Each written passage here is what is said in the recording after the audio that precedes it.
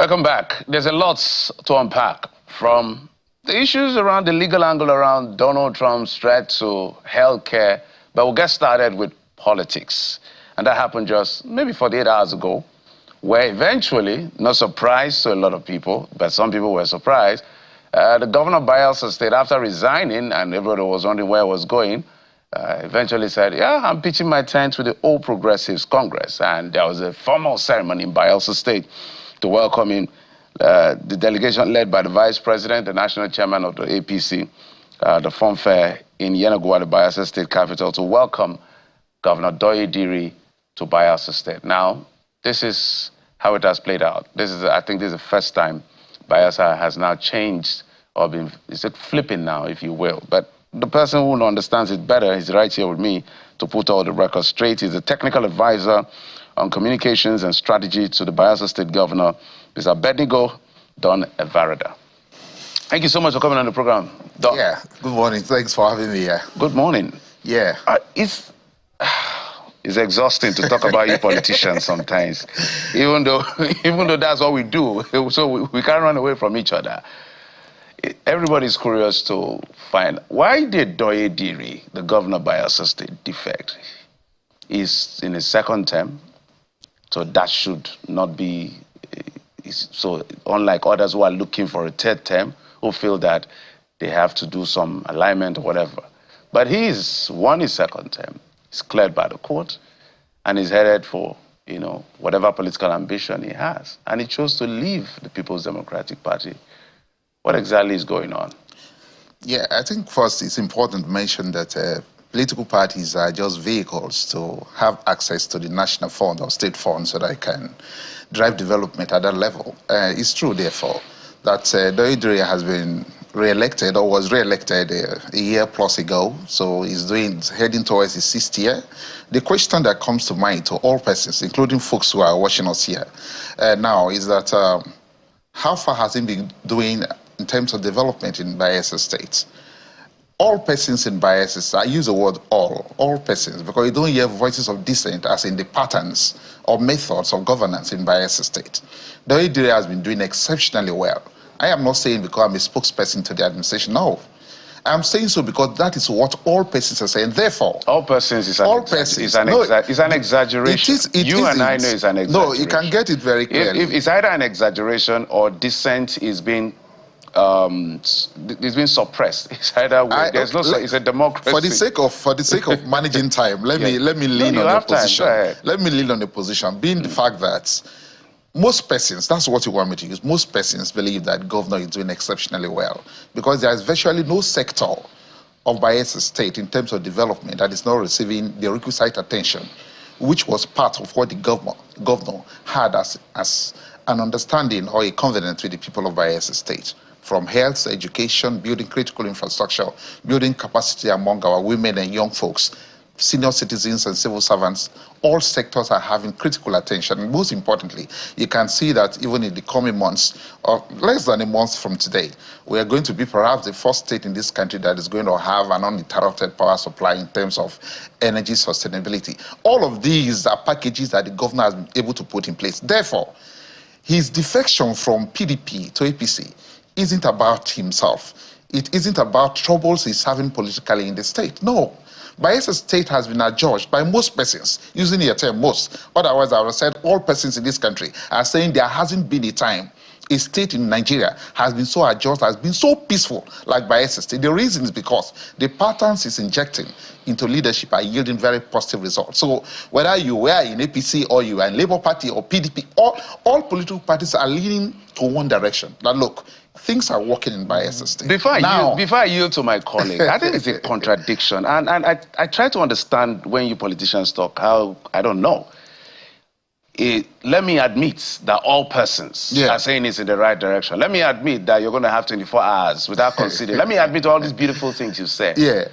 So what exactly would now be a reason to defect? Exactly. That's where I just wanted to make a lead towards that. Importantly, we understand that outside the fact that the governor is doing great things in Bayelsa State, we know where we are as a state. We also understand the peculiar challenges of the Jaw region. We understand that much of our state is water water, seas and rivers and rivulets. And therefore, to drive development in Bayelsa State goes beyond just appropriating funds to areas of sectors. It's about the highest level of patriotism. That's number one. Number two, availability of resources. Yes, it's true. Most folks will say, and I'd say to that yes, we have been receiving a chunk of money reasonably well too from the Federation account, because that's the standard practice in this country. But what have we been using the money for? That was why I started by saying the monies Bayelsa State is receiving over the period has been properly appropriated. But beside that, we understand that to drive a road from Yenagoa to Brass is beyond what the state can carry. Well, those are the kind of things that the governor says, I will dare the terrain and drive development to the people of Brass. You can't have Brass as a region or part of this country with rich cultural heritage and economic balances that has been contributing massively to the development of this country. And look at it. The people have never seen road in their lives. And the governor said no. When I met the people, I told them I'm going to give them security. They said yes. They also said, give us road. It was like an impossible task, but I said, yes, I will do. And the governor started building road down the Atlantic. I want to say it for free and for the right reasons. Mr. President heard of it and asked people to go down to have an on-the-spot assessment, whether it is true that this governor is driving a road to the Atlantic. And when he saw that, in almost every 1 kilometer, you see like 6, 7, 8 bridges. Every kilometer, 6, 7, 8 bridges. These are not bridges that you're going to say is a flyover. It's not a flyover. Constructing a bridge in Bayelsa State, or take it for example, just a kilometer of road on land in Bayelsa State is going to be like, not wanting to make comparisons, like building a road maybe sometimes in Kano, or even some part of eastern region today in Nigeria, like 10, 15 kilometers. That's the cost of building one in Bayelsa State. So the president saw it and said, look, this is good, but remember, we know as Bayelsans that, can the governor conclude this road? We are giving reasons why the governor has to look for a way to better the lots of our people. The governor is driving a road from Yenagoa to Poroma down Aide, southern Niger, Kubie, Lobia. How do we make that possible? And you know that is the depth of the Atlantic. But the governor has been very passionate about it. And the people have been committed to say, we're going to give you all the requisite support. And that's why we're saying, look, can the governor do it alone? As we're speaking now, we're very sure that by December this year, for the first from the Republic, when the Republic started, Nigeria Republic, this is the first time the people of southern Niger will be seeing that a car will be driving down to the headquarters of the local government. Remember, facts are there to prove that southern Nigeria is about the largest, most populated, most naturally endowed, and of course also the most deprived and marginalized in terms of development. If you go to southern Nigeria today now, the people are saying, this is what has happened to us. We want to sustain it. I can go from one sector. If you go to the Kremor, say people drive to Kremor. For the first time, we're saying, look, those people are connected to. And therefore, it's important to mention that why the governor decided and the people of Bayelsa State have resolved to say, let us lean with the national government. Beside problems and hula ballows in PDP, we realize that, look, for us to achieve this lump of development, we must align to the center. Now, aligning with the center means that, look, there's a round table at the center where there's appropriation, where resources of the state have been allotted. Remember, Bayelsa State in terms of crude and gas contributes about 46 to 47% of national income. And then when they are allocating this money, Bayelsa State is not there. Look, sorry, I may have to come in there. Yes. Shouldn't we be interrogating our democracy if a state had to align with the center before it can get development? Shouldn't development be evenly distributed to all states in a democratic dispensation? So that justification for defection does not even hold water, regardless of the argument that you put forward. And we may need to speak to, maybe each citizen of the population of maybe 3 or 4 million people in Bayelsa State to find out indeed whether it has not been this good for Bayelsans as you have submitted. So maybe not even most people will align with you. But let's speak to somebody who disagrees with your governor, and that's his predecessor, who held his hand up and supported him, to become governor. He says, no, there's no reason for this. You are a second-term governor. He says there should be opposition. And former Governor Seriake Dixon is a political force that can and is reckoned with in Bayelsa State. Doesn't this split loyalties in terms of the political class in Bayelsa, and indeed the generality of the people in Bayelsa? And we're already seeing it in the deputy governor and a number of members of the state assembly who did not defect. And what does this mean for political stability in Bayelsa? Yeah, importantly, it's good to mention that democracy is not about remaining in a particular political party. Yes, he did say in the intro that the first time Bayelsa State is flipping to another party from the PDP.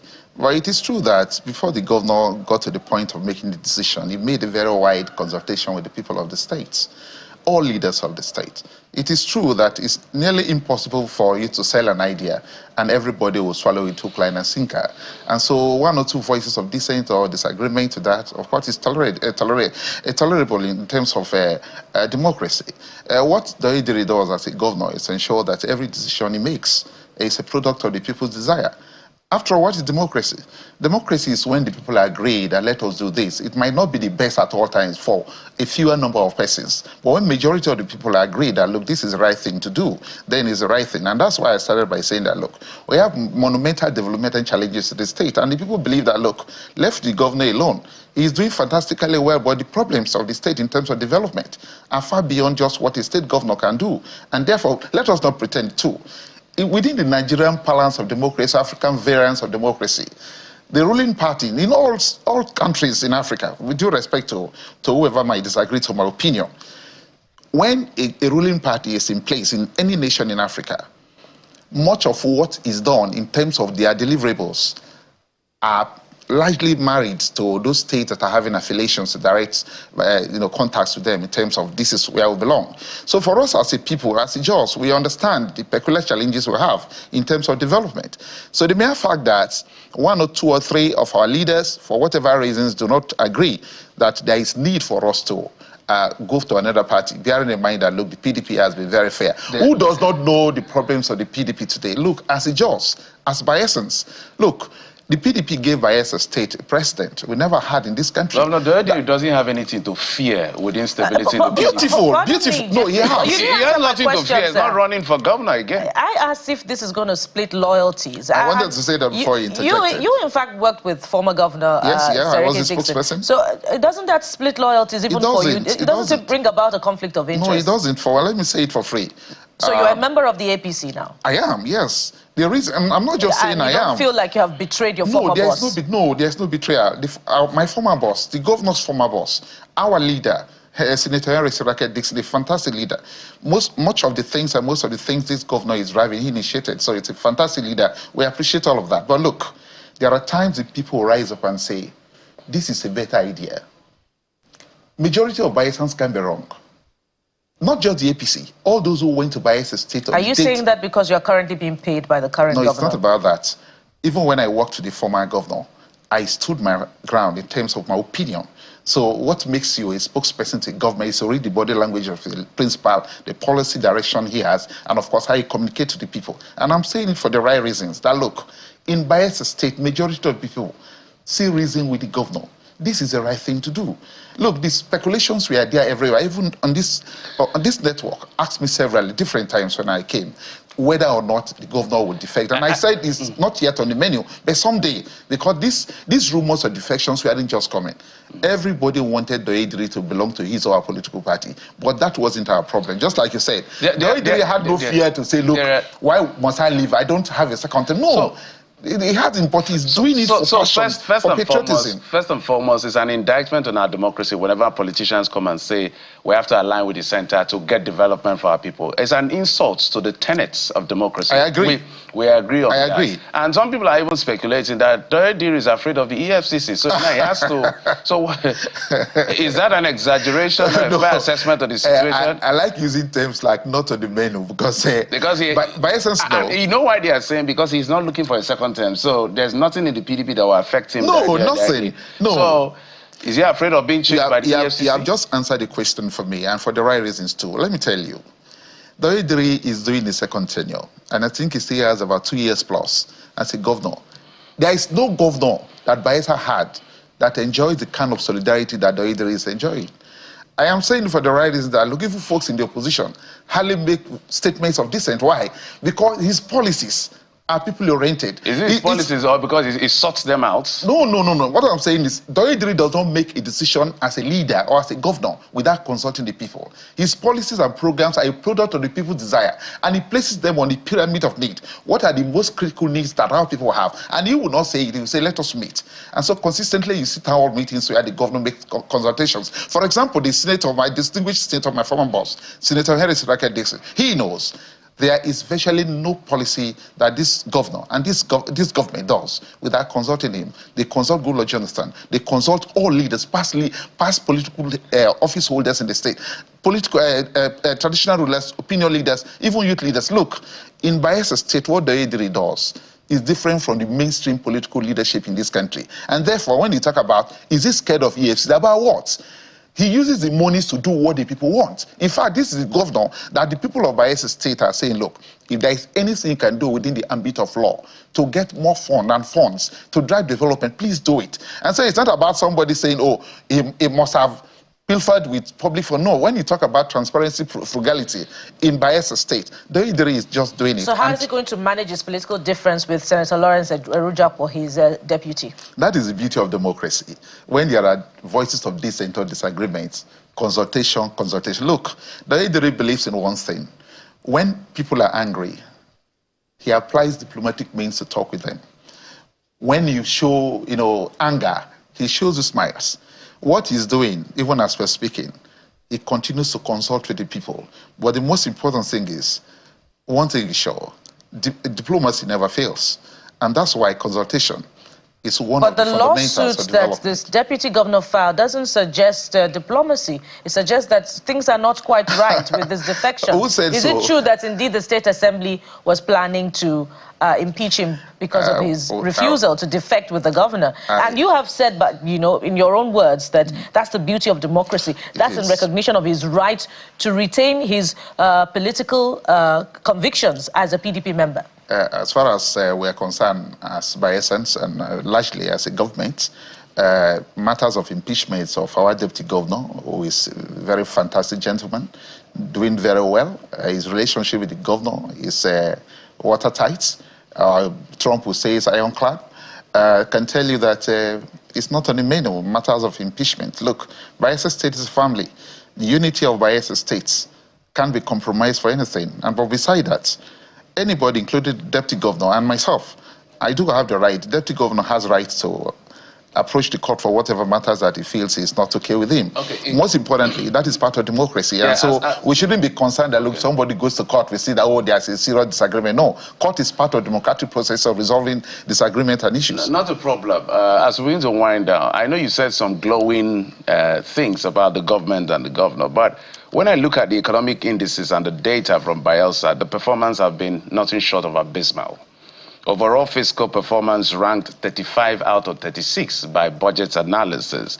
Well, it's grown the IGR by 100% from about $12 billion when it came into maybe around 27, 30 billion.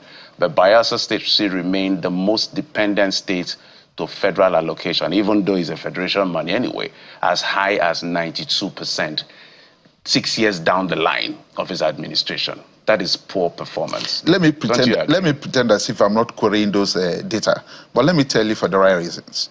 What has the state government been able to do in terms of using all that has come to the state of allocation to touch the lives of the people, to bring prosperity to bear? Is it in education? Is it in health, deliverables? Is it in building critical infrastructure that never existed?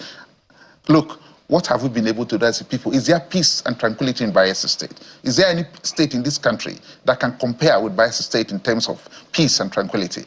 All of these are pointing to a direction of investment that we'll be able to make. How many investment has he attracted? What's the size of the FDI that has come into Bayelsa State? It's always important to mention when we talk about investment. There are fundamentals you need to meet before you start talking about investment. It's been there the first time. No, that's where I'm going. That's where I'm going. Number one, security. If you want the world to plummet on your state to invest, first, create security. In Bayelsa State, we have been able to create security guarantees for all persons that are willing to do investment. And that is why night and day, you hear organizations, agencies, multinational companies driving the process, signing MOUs, and we don't want to be signing them. They are also giving attachment. They say, look, aside the peace that you've got right, aside the critical infrastructure they're building, we also want to see energy because power is a problem. So what are the investments? We're wrapping up. I know, that is why by December this year, we will be having a state in Nigeria today that is going to be having power or energy sustainability. That is part of what we're preparing the ground for investors to promote on the state. It's not about saying, who are the investors, where are the investors? You've not been able to justify why Bayelsa State is the highest dependent on facts. You've not told me how much FDI the Bayelsa State as government has retracted since it became governor. These are the things we can verify and I showed you. And I'm telling you that what we have in Bayelsa State is a state that's enjoying uncommon leadership. Okay. And that's why whether you look in education, in health, if you talk about youth empowerment, in sports development, in agriculture, in all these areas, in that the state government is driving the state towards the direction of growth. And that is why we're saying, look, as a government, as a people, the defection of the government isn't about any other thing, but about the people saying, we will stand with you, we'll support you, we'll move with you to ensure that, look, not just Bayelsa State, but the judges will have a say at the national roundtable where the appropriation is being made. Remember, the money is used to drive most fronts of the country. It's coming from Bayelsa State, and we must be part of that discussion. So aside the political angle of it, for us, is the economic balances that is most important for all of us. The interrogation will continue. I think Governor Diri should keep you as a spokesman. Abednego Don Evarada is a technical advisor on communication and strategy to the Bayelsa State governor. We'll continue to probe these numbers because at the end of the day, that's how we measure development. It's not rocket science. But much thank you. That's what democracy is all about. And we wish you very well. You guys will keep defecting. We'll be here to ask questions.